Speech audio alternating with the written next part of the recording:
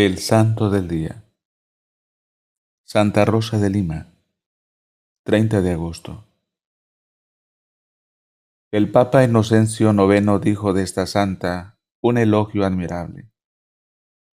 Probablemente no ha habido en América un misionero que con sus predicaciones haya logrado más conversiones que las que Rosa de Lima obtuvo con su oración y sus mortificaciones. Nació en Lima, Perú, en 1586. Año de la aparición de la Virgen en Chiquinquirá. Fue la primera mujer americana declarada santa por la Iglesia Católica. Cambio de nombre. En el bautizo le pusieron el nombre de Isabel, pero luego la mamá, al ver que al paso de los años su rostro se volvía sonrosado y hermoso como una rosa, empezó a llamarla con el nombre de Rosa.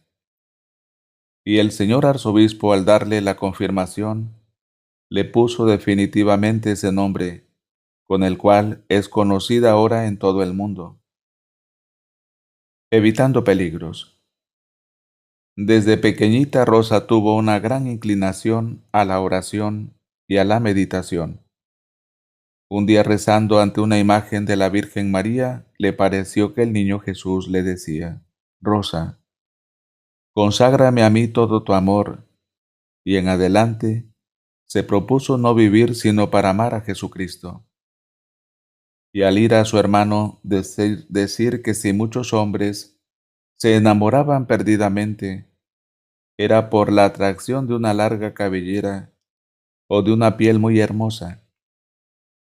Se cortó el cabello y se propuso llevar el rostro cubierto con un velo, para no ser motivo de tentaciones para nadie, pues quería dedicarse únicamente a amar a Jesucristo.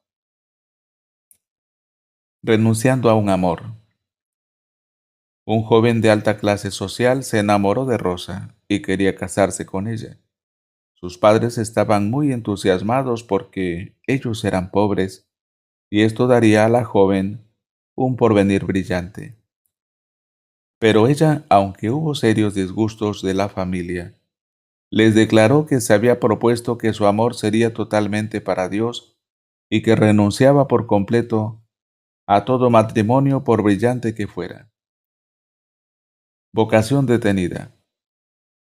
Se propuso irse de monja agustina, pero el día en que fue a arrodillarse ante la imagen de la Virgen Santísima, para pedirle que le iluminara si debía irse de monja o no, sintió que no podía levantarse del suelo donde estaba arrodillada.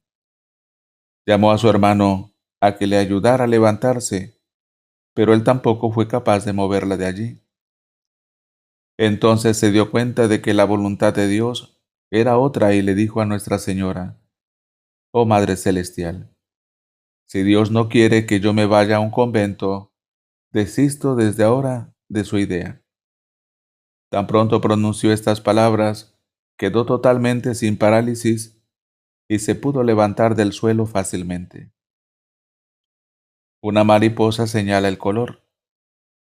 Seguía pidiéndole a Dios que le indicara a qué asociación religiosa debería ingresar, y de pronto empezó a llegar junto a ella cada día una mariposa de blanco y negro, y revoloteaba junto a sus ojos. Con esto le pareció entender que debería buscar una asociación que tuviera un hábito de blanco y negro, y descubrió que eran las terciarias dominicas, unas mujeres que se vestían con túnica blanca y manto negro, y llevaban vida como de religiosas, pero vivían en sus propias casas, y pidió ser admitida y la aceptaron, su patrona y su modelo. Entonces vino a saber que la más famosa terciaria dominica es Santa Catalina de Siena, que se celebra el 29 de abril, y se propuso estudiar su vida e imitarla en todo, y lo logró de manera admirable. Se fabricó una túnica blanca y el manto negro, y el velo también negro para la cabeza, y así empezó a asistir a las reuniones religiosas del templo. encierro total. Pero sucedió que la gente admirada de su comportamiento empezó a señalarla y a llamarla la santa. Entonces ella, que sabía que nada es tan peligroso como la vanidad y el orgullo y el deseo de aparecer, se fabricó una pequeña habitación en el solar de la casa donde vivía y allí se dedicó a practicar por largas horas del día y de la noche sus meditaciones, sus penitencias y sus muchas oraciones. Allí pasará el resto de su vida y solamente saldrá para ir a misa o a socorrer a algún enfermo, ganando el pan con el sudor. Su padre fracasó en el negocio de una mina y la familia quedó en gran pobreza. Entonces Rosa se dedicó durante varias horas de cada día a cultivar un huerto en el solar de la casa y durante varias horas de la noche a hacer costuras para ayudar a los gastos del hogar. Ataques varios. El demonio la atacaba de muy diversas maneras y las tentaciones impuras la hacían sufrir enormemente. Además, le llegaban épocas de terribles sequedades espirituales, en las cuales todo lo que fuera oración, meditación o penitencias le producía horror y asco. Y fuera de eso la gente se burlaba de su comportamiento y los mismos familiares la consideraban equivocada en su modo de vivir. Alguna vez le protestó amorosamente a Jesucristo por todo esto diciéndole: Señor, ¿y a dónde te vas cuando me dejas sola en estas terribles tempestades?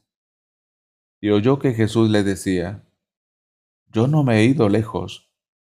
Estaba en tu espíritu dirigiendo todo para que la barquilla de tu alma no sucumbiera en medio de la tempestad.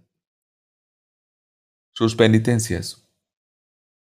Es difícil encontrar en América otro caso de mujer que haya hecho mayores penitencias. No las vamos a describir todas aquí porque muchas de ellas no son para imitar. Pero sí tenemos que decir que lo primero que se propuso mortificar fue su orgullo, su amor propio, su deseo de aparecer y de ser admirada y conocida. Y en ella, como en todas las cenicientas del mundo, se ha cumplido lo que dijo Jesús: quien se humilla será enaltecido. Una segunda penitencia de Rosa de Lima fue la de los alimentos. Su ayuno era casi continuo, y su abstinencia de carnes era perpetua.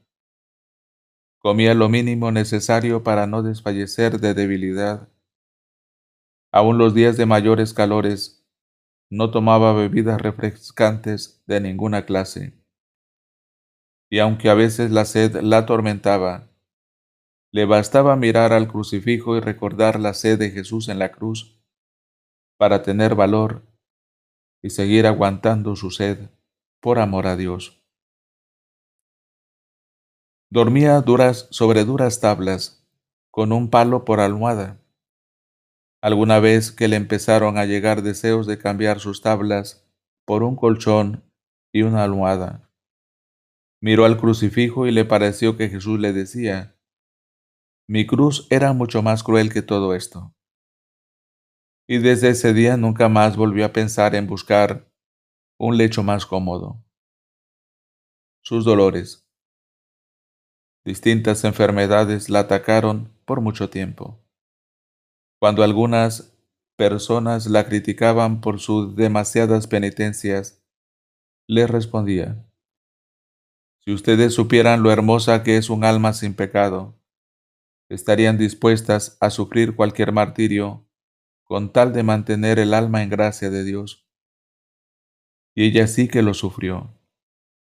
En sus últimos meses exclamaba: nunca pensé que una persona tuviera que sufrir tanto, tanto como lo que yo estoy sufriendo. Pero Jesucristo me concede valor para soportarlo todo. Los últimos años vivía continuamente en un ambiente de oración mística, con la mente casi ya más en el cielo que en la tierra. Su oración y sus sacrificios y penitencias conseguían numerosas conversiones de pecadores y aumento de fervor en muchos religiosos y sacerdotes. En la ciudad de Lima había ya una convicción general de que esta muchacha era una verdadera santa. Anuncio de la fecha de su muerte. Desde 1614, ya cada año al llegar a la fiesta de San Bartolomé, el 24 de agosto, demuestra su gran alegría y explica el porqué de este comportamiento. Es que en una fiesta de San Bartolomé iré para siempre estar cerca de mi Redentor, Jesucristo. Y así sucedió. El 24 de agosto del año 1617, después de terrible y dolorosa agonía, expiró con la alegría de irse a estar para siempre junto al amadísimo Salvador. Tenía 31 años. Funeral de primera. Y a esta muchacha pobre y sin estudios, le hicieron un funeral poco común en la ciudad de Lima. La primera cuadra llevaron su ataúd los monseñores de la catedral, como lo hacían cuando moría un arzobispo. La segunda cuadra lo llevaron los senadores u oidores, como lo hacían cuando moría un virrey. Y la tercera cuadra lo llevaron los religiosos de las comunidades para demostrarle su gran veneración. El entierro hubo que dejarlo para más tarde porque inmensas multitudes querían visitar su cadáver y filas interminables de fieles pasaban con devota veneración frente a él. Después la sepultaron en una de las paredes del templo. Honores finales. Los milagros empezaron a sucederse en favor de los que invocaban la intercesión de Rosa, y el sumo pontífice la declaró santa y la proclamó patrona de América Latina. Para que la vida de los santos llegue a más hermanos, dele me gusta, deje un comentario, suscríbase y comparta. Pique la campanita para ser notificado en la próxima vida del santo del día. Gracias.